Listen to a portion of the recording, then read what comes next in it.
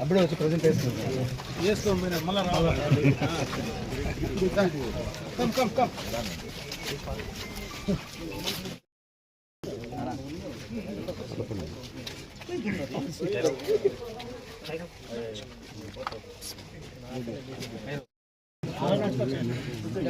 అందరూ బాగా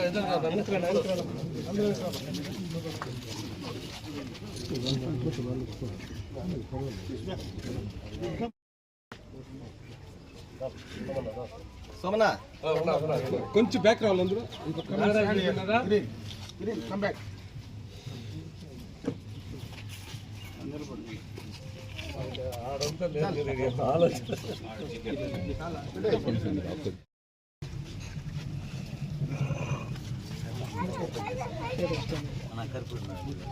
సైడ్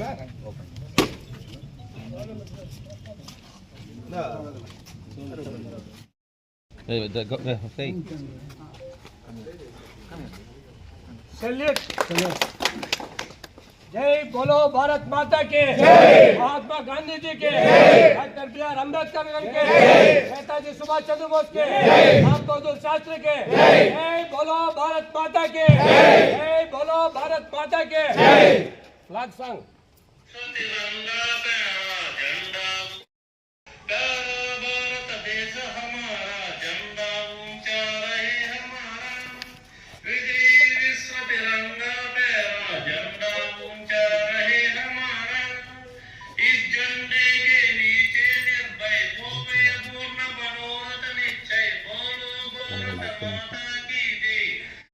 వద్దులే కుట్టి కుట్టి బాగు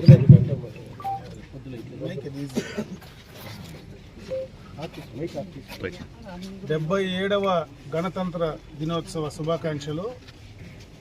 భారతదేశం మొత్తం కూడా స్వాతంత్రం వచ్చిన తర్వాత ఈ గణతంత్ర దినోత్సవం మనం ఘనంగా జరుపుకుంటాం.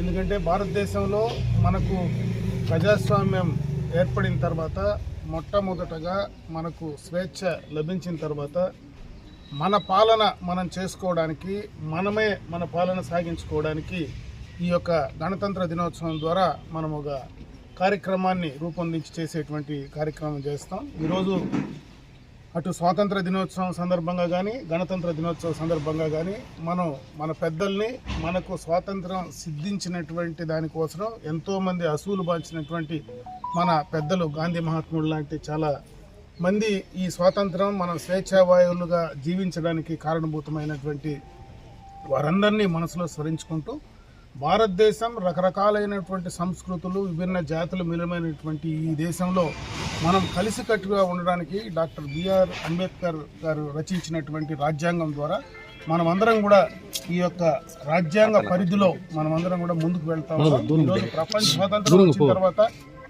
ప్రపంచ దేశాలకు ధీటుగా, ఎందుకంటే మనం ఆనాడు స్వాతంత్రం వచ్చిన రోజు మనం ఉన్నటువంటి పరిస్థితులకు 77 సంవత్సరాలుగా ఈరోజు మనం ఒకసారి వెనక్కి తిరిగి చూసుకుంటే మనం ప్రజాస్వామ్య దేశంగా ప్రపంచ దేశాల్లో 3వ ఆర్థిక పరంగా ఎదిగేటువంటి సందర్భాన్ని త్వరలోనే కూడా మనం చేరుకోబోతా ఉన్నాం.